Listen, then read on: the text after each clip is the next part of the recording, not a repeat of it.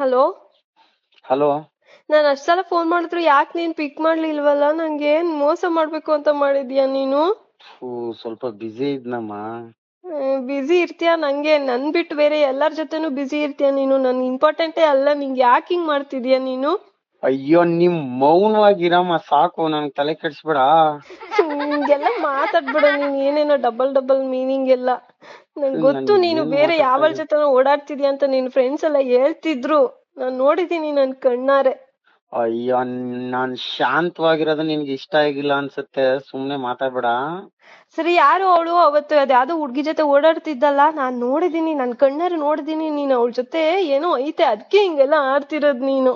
ಅಯ್ಯೋ ನಿನ್ ಕಣ್ಗೆ ಒಂದು ಫಸ್ಟ್ ಕನ್ನಡಕ ಕೊಡಿಸ್ತೀನಿ, ಸುಮ್ನೆ ಇರು. ಯಾರ್ಯಾರನ್ನ ನೋಡ್ಕೊಂಡು ಏನೇನೋ ಅನ್ಬೇಡ ಸುಮ್ನೆ.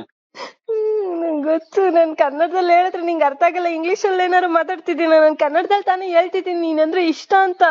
ಅಯ್ಯೋ ನಿನ್ ತಾಯ್ನಾಡು ಕನ್ನಡ ಅಂತ ಗೊತ್ತು, ನೀನ್ ಕನ್ನಡದಲ್ಲಿ ಮಾತಾಡ್ತಿದೆ ಅಂತ ಗೊತ್ತು.